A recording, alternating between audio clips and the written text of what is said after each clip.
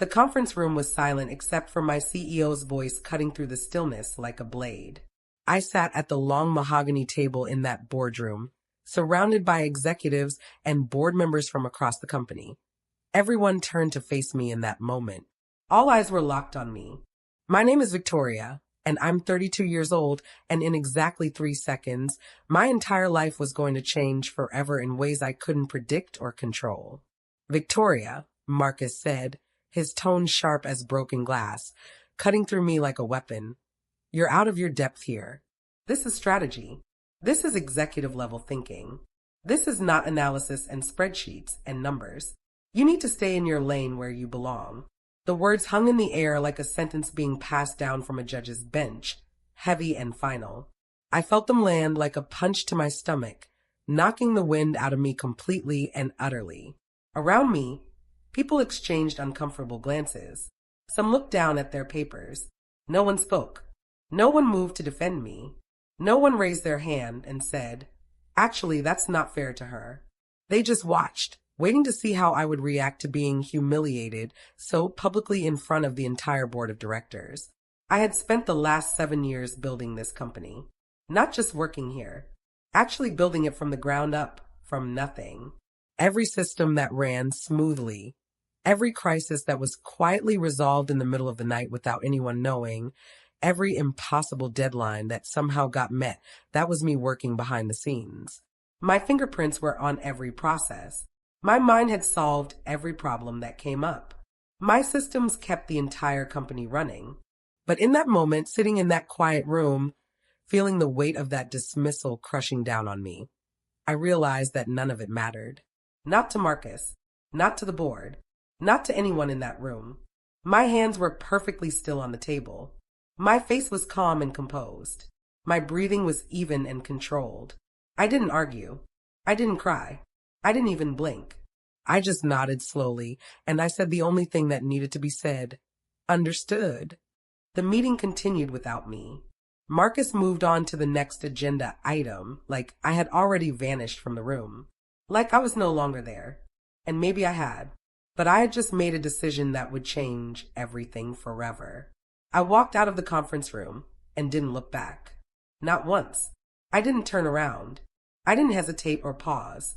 My office was on the 3rd floor, corner view overlooking the entire city skyline, expensive desk made of dark polished wood, the kind of space that was supposed to make me feel important and valuable and successful.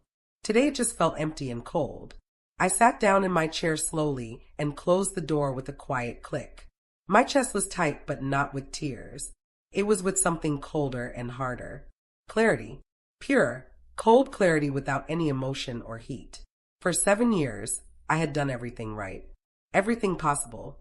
I had come in early and stayed late every single night without complaint. I had missed my sister's wedding because of a client emergency that Marcus had completely forgotten about and dumped on me without warning. I spent my birthday fixing broken databases and processing errors instead of celebrating with my family. I had transformed chaos into order, and I had done it quietly.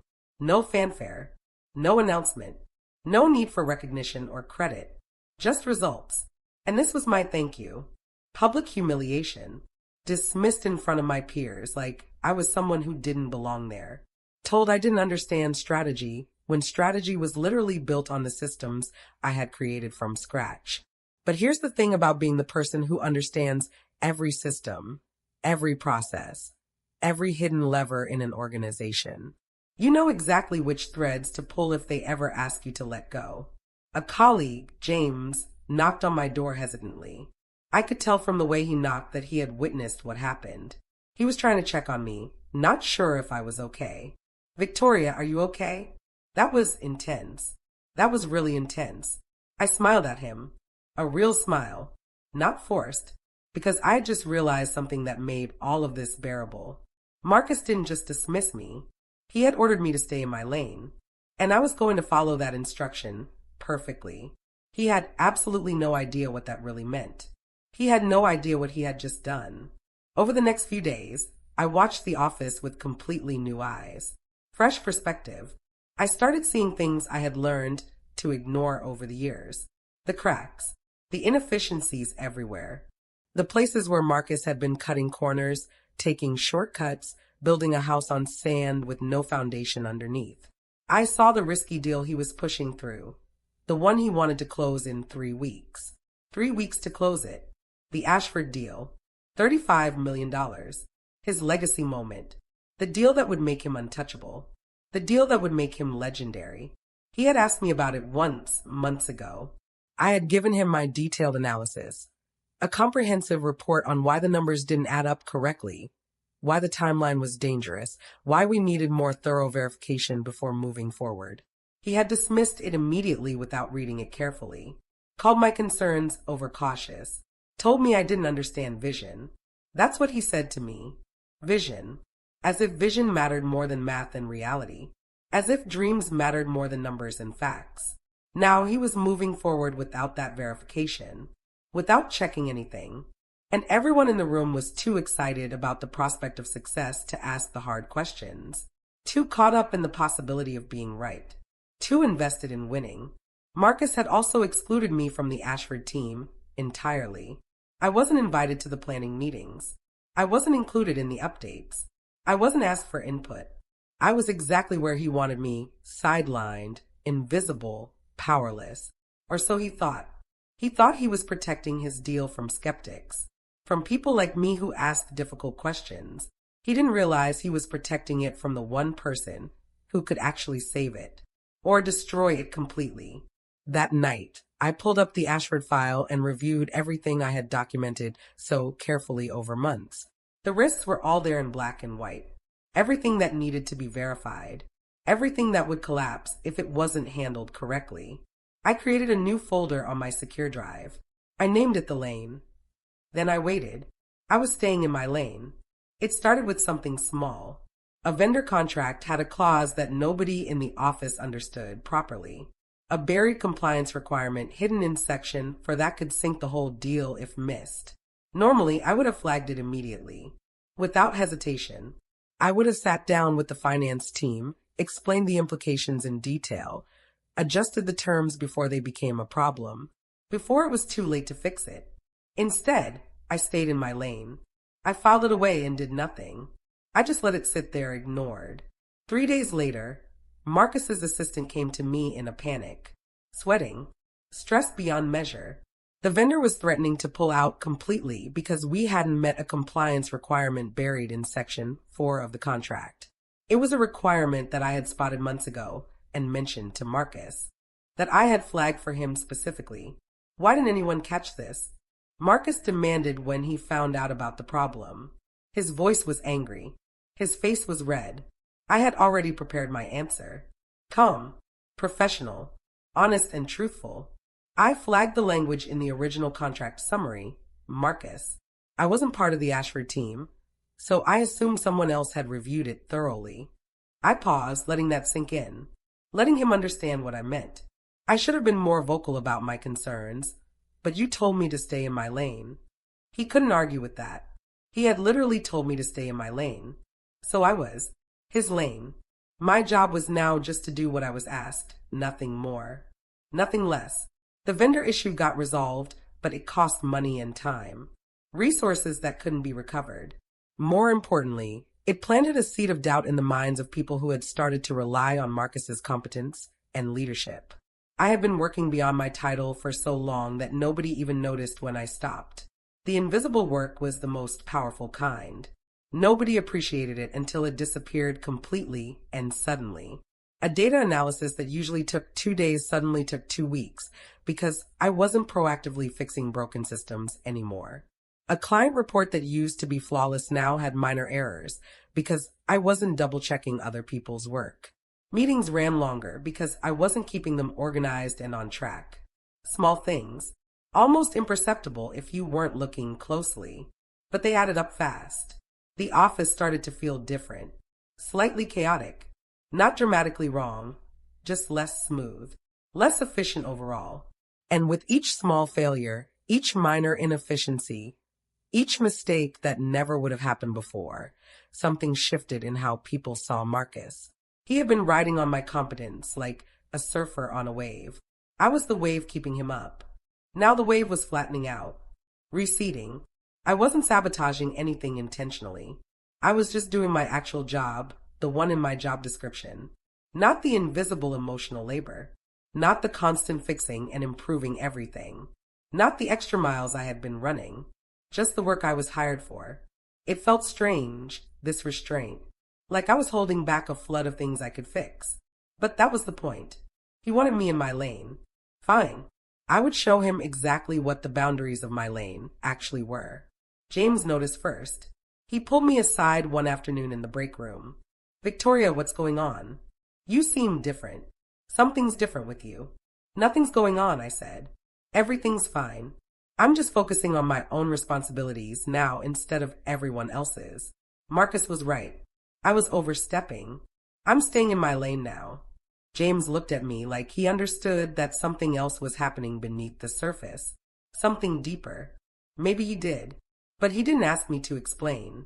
Marcus's confidence was growing by the day, growing exponentially with each passing hour. The Ashford deal was moving forward exactly on his timeline. Perfectly. He had brought in his own team, cut out the skeptics completely, and created a narrative of success that was building momentum. Board members were getting excited, their eyes lighting up. Investors were getting hopeful calls. They were ready to believe. The press was starting to pay attention to the story he was telling about success and innovation and visionary leadership. He thought he had won completely. He thought by sidelining me, by telling me to stay in my lane, he had removed the obstacle to his triumph. The final obstacle between him and complete victory. What he didn't understand was that the obstacle he had removed was actually the safety system protecting everything. I had been the person who caught problems before they became crises. I had been the internal voice of reason, the quality control check, the sanity check that kept things from falling apart. Now, without me actively protecting the operation, things were going to unfold very differently than he expected, in ways he couldn't predict or control. 2 weeks into the restructuring, something shifted dramatically. Marcus called a meeting with the Ashford team. No one else was invited, but I found out about it through James. The deal was moving to the final verification stage. In 7 days, they would sign. In 7 days, $35 million would transfer, unless something went wrong. I sat at my desk that night and pulled up my analysis again. Everything I had flagged was still flagged. Every risk was still there. And none of them had been properly addressed. They had just been ignored. I pulled that checklist out of my files and opened a new document. I copied each item, each verification, each requirement, and then I added timestamps next to each one, documenting when I had flagged it and when it had been ignored. But I didn't send it to anyone. Not yet. I was staying in my lane. The pressure around the deal started to show in small ways. Cracks appeared everywhere. Marcus was in back-to-back meetings all day, every day. He looked tired. His assistant was stressed. The legal team was working late. Jacqueline, one of the lawyers, stopped me in the break room. Hey, Victoria, do you remember the original risk assessment on Ashford? From like 6 months ago. I'm trying to find it and it's not in the usual place. It should be in the shared drive, I said. Under Ashford Initial Analysis. I created that folder. Yeah, I looked there. It's sparse. Why? Because I created a copy, separately, for my records. Jacqueline looked at me for a long moment. Then she nodded. Can I see it? I handed her my laptop.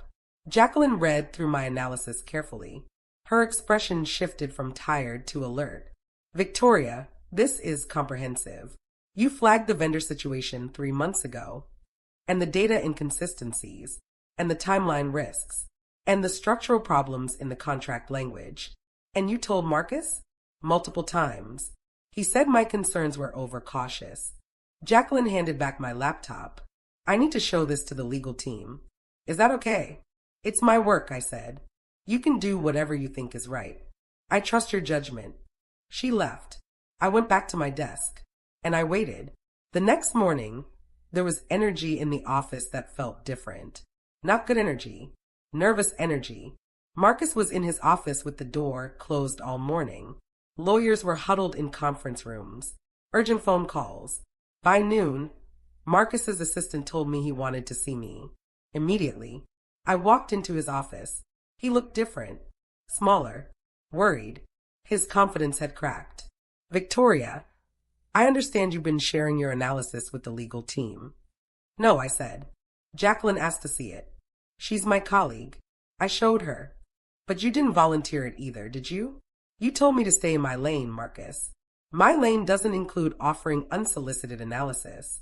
My lane is doing my job and being available when someone asks me directly. He stared at me, and then he understood.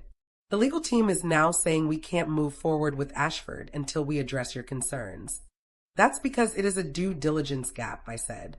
I documented that months ago. We don't have time to address all of this. Then you'll miss the deadline, I said. The Ashford deal didn't close on schedule. On the morning it was supposed to happen, the legal team issued a halt. They needed clarification on 17 different points. The client started asking questions, and suddenly my name was everywhere. The woman who had predicted exactly this. The woman who had flagged every single problem that was now blocking the deal. Marcus was trapped. He could take responsibility for ignoring my warnings, or he could blame me. Either way, he looked incompetent. The board started asking questions. How had we gotten here? Why wasn't proper due diligence done? Marcus threw me under the bus. He told them I had been uncooperative, that I had kept my analysis private instead of escalating it properly. He said I was resentful about not being included on the team. It was a lie. But it was a lie that he had to tell because the truth was worse. My colleagues started comparing notes. James, Jacqueline, the finance team, they all realized what had happened. Marcus had dismissed me, then excluded me, then watched as everything I had predicted came to pass. Exactly. It wasn't just that I was right. It was that I had been right in a way that was now impossible to ignore. People started treating me differently, more carefully, more respectfully. Jacqueline came to my office one afternoon. The legal team is preparing a full audit of the Ashford situation. They want to document everything, including how we got here. Marcus is finished, she said. The board is furious. They're already talking about replacing him. And they're asking who should have been included on the deal team from the beginning. What do you think? I think you were right and everyone else failed you. The board meeting happened on a Tuesday. It was a high-stakes presentation where Marcus was supposed to present the Ashford progress report. Instead, he walked into a room where everyone had already reviewed Jacqueline's documentation, including my original risk assessment and the timeline of ignored warnings. The board had asked Marcus a simple question. Did Victoria Pemberton flag these concerns? He had said yes. And did you address them? He couldn't say yes. So you consciously decided to move forward despite documented concerns from your compliance officer? He had no answer for that. By evening, Marcus had resigned. Not been fired. Resigned. Which was the board's way of saying they were giving him a way out. I found out through an email announcement, and I realized that I had just become the most powerful person in the company without ever asking for power. Everything moved very fast after that. The board wanted an interim CEO while they searched for a permanent replacement. They asked me if I was interested. I thought about it for exactly 5 minutes. I said no. They were shocked. They offered me more money, a new title, any terms I wanted. It's not about the title, I told them. It's about respect. I spent 7 years in this company, proving my value, and it took public failure for that value to be recognized. I'm not interested in leading people who took that long to see what I was worth. I gave 2 weeks' notice. I documented everything I could. I made the business as stable as possible for whoever came next. But I had decided. I was done being the person who fixed things for people who didn't appreciate her. My last day was strange. People came to my office to say goodbye. James brought coffee. Jacqueline brought flowers. They all said versions of the same thing. You were right. We should have listened. We're sorry. But I was thinking about the 7 years. About the wedding I missed. About the birthday I worked through. And I was thinking about how it had taken public humiliation and complete system failure for anyone to value what I had been giving them all along. I packed my desk into a cardboard box. I walked out of the building in the afternoon sun, and I felt lighter than I had in years. 3 weeks later, I was sitting in a coffee shop when my phone rang. It was a partner from another company, someone I had worked with years ago. Victoria, I heard you left. I want to talk to you about something. That something turned into a conversation. The conversation turned into a meeting. The meeting turned into an offer. They wanted to hire me to build an entire analytical framework for their company, not as someone in a lane, but as someone who would lead, decide, and be respected for her expertise. Why do you want me? Because you're the kind of person who sees what others miss. And when people don't listen to you, you find a way to prove you right without destroying them. That's wisdom. I took the job. Leaving one company to join another felt like closing a chapter. But the real story started unfolding once I was gone. The new interim CEO discovered exactly how much of the company's success had been dependent on my quiet work.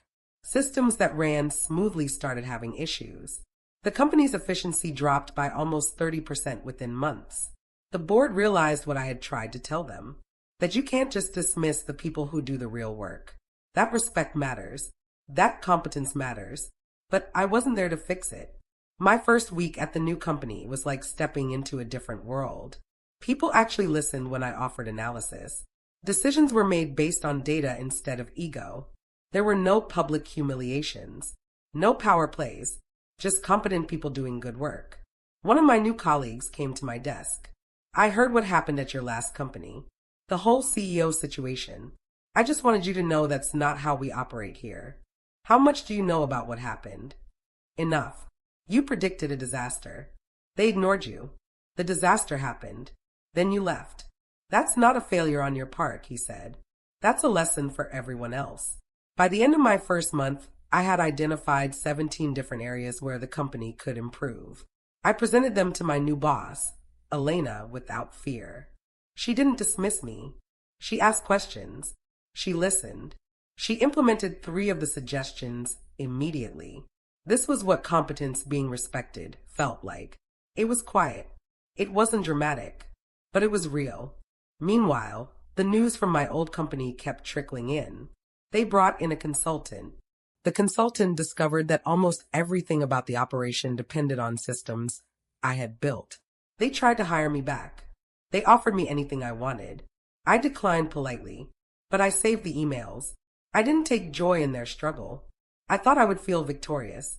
Instead, I felt sad. Sad that it had taken failure for them to understand. But I also felt free. Elena and I started designing a new strategic framework for the entire company. It was complex work, but it was work where my expertise actually mattered. We were in a planning session one afternoon when Elena said something that made me stop. Victoria, I'm really glad you're here. Not because you're fixing problems, but because you're building future solutions. That difference was everything. 6 months into my new job, I got a call from James. He was leaving Ashford Industries too. The company is a mess, he said. It's falling apart. Did you know what would happen? When you stepped back, I knew what would happen if they ignored good advice, I said. I didn't know they would keep ignoring it this badly. You played it perfectly, he said. I didn't play it at all, I said. I followed instructions. They told me to stay in my lane. I did. Everything else was just consequences. A year had passed since I left Ashford Industries. I had been promoted twice at my new company. I was leading an entire strategic team. And I was happy. Not the kind of happy that comes from being vindicated. The kind of happy that comes from doing work you believe in, with people who respect you. Elena took me to lunch one day. Victoria, what would it have taken for you to stay at your old company? If they had respected you from the beginning? I thought about it.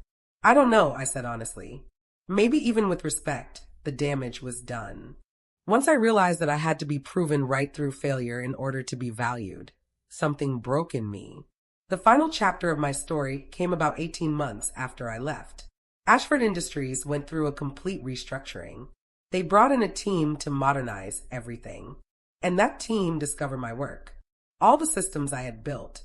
All the processes I had documented. All the frameworks that had been holding the company together. They called these systems legacy infrastructure. They tried to hire me back again. This time, the offer came with a personal apology from the board. I declined again. But this time, I sent them a letter. The letter explained everything. It was honest. It was clear. And it was final. I don't think about Ashford Industries very often anymore. Sometimes someone will mention it, but it doesn't hurt the way it used to. It's just a chapter that ended. What matters now is the chapter I'm writing. Elena recently announced her retirement, and the board has asked me to take over as CEO. This time, I didn't hesitate. Not because I'm trying to prove anything, but because I finally know what it feels like to be trusted, to be valued, to be heard. As I was preparing for my first board meeting as CEO, I thought back to that moment in Marcus's conference room, when he told me to stay in my lane, when he dismissed me in front of everyone. I had been angry at first, then hurt, then determined. But the most important thing that happened was that I stopped trying to convince him of my value. I just did my job, exactly my job, and let that speak for itself. That's the real lesson here. You can't make people respect you. You can't force them to see your worth. You can only be competent. You can only do good work. And then you can let them choose what they do with that. Some will choose to value you. Some will choose to dismiss you. And when they dismiss you, you get to choose whether you stay or go. I chose to go. And it was the best decision of my life. On my first day as CEO, I assembled the leadership team.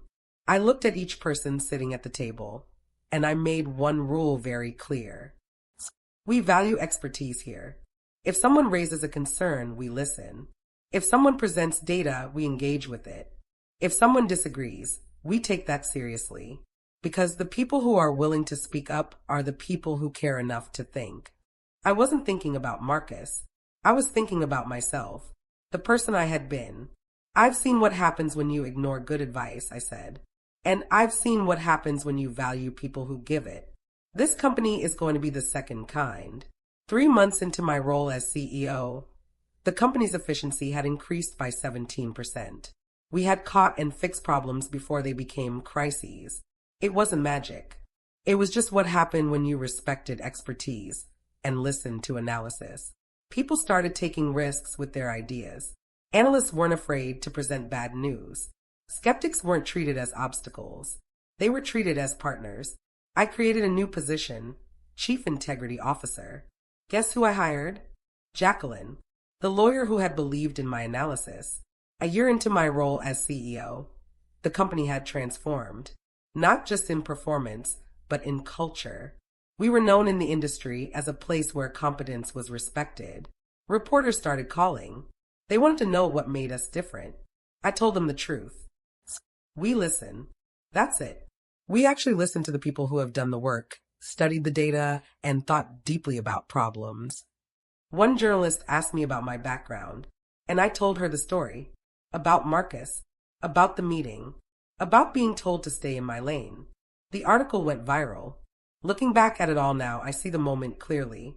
The moment Marcus told me to stay in my lane. Everything that happened after that was just a consequence of that one decision.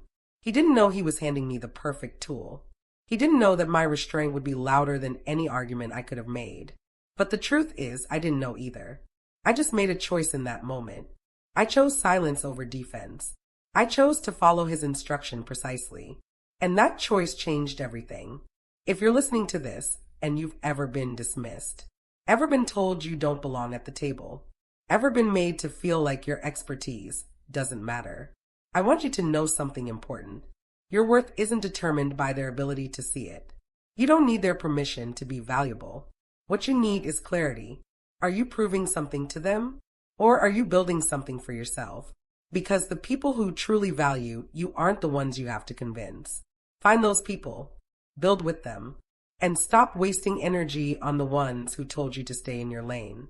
The lane you build for yourself will always be bigger than the one they were trying to confine you to. That's the real power. That's the real lane. We all deserve better. You deserve better.